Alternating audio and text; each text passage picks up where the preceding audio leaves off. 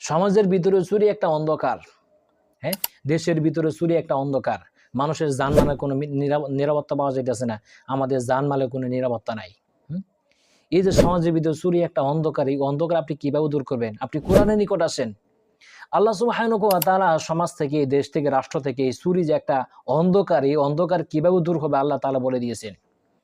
আপনি সূরা মাইদার 38 নম্বর আয়াত খুলে দেখেন, আল্লাহ সেখানে বলেছেন, ওয়াস-সারিকু ওয়াস-সারিকাতু ফাকতাউ আইদিয়াহুমা জাযাআম বিমা কাসাবা নাকালাম মিনাল্লাহ।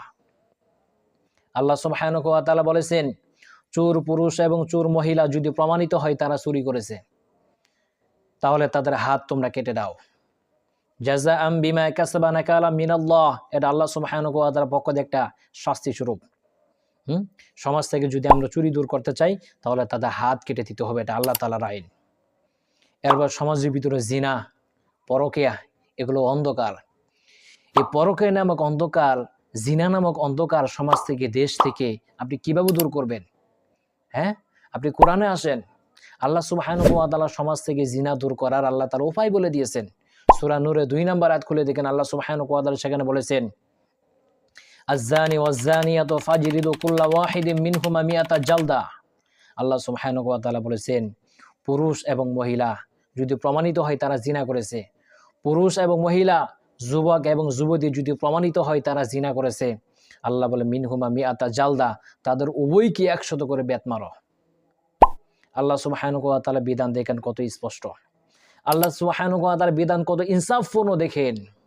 আমরা মানুষ জাতি, আমরা মানুষ, আমরা মানব জাতি। মনে করেন আপনার সমাজের ভিতরে আপনার ভাই চুরি করছে, আপনি বিচার করবেন। বিচার করতে গেলে আপনি স্বাভাবিকভাবে আপনি কি করবেন? ভাইয়ের মধ্যে একটা দরদ আসতে পারে। আপনি চাইবেন আপনার ভাইকে কিভাবে শাস্তি কমানো যায়।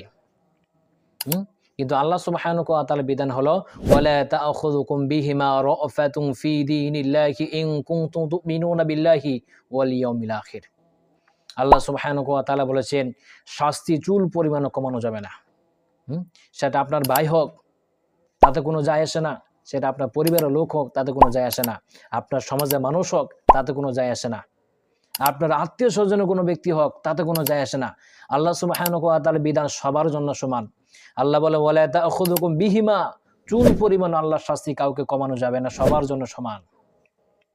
সহিহ বুখারী হাদিস এবং সহিহ মুসলিমের হাদিস রয়েছে যে নবী করিম সাল্লাল্লাহু আলাইহি ওয়াসাল্লাম তিনি বলেছেন, লাউ আন্না ফাতিমাতা বিনতা মুহাম্মাদিন সারাকাত লা কাতা'তু ইয়াদাহা। নবী করিম সাল্লাল্লাহু আলাইহি ওয়াসাল্লাম তিনি বলেন, আমার মেয়ে ফাতিমা যদি আজকে চুরি করত তাহলে আমি নবী আমার মেয়ের হাতকে কেটে দিতাম।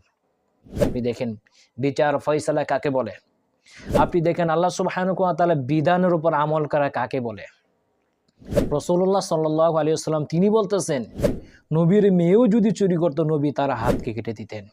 আল্লাহ সুবহানাহু ওয়া তাআলার বিধান সবার জন্য সমান।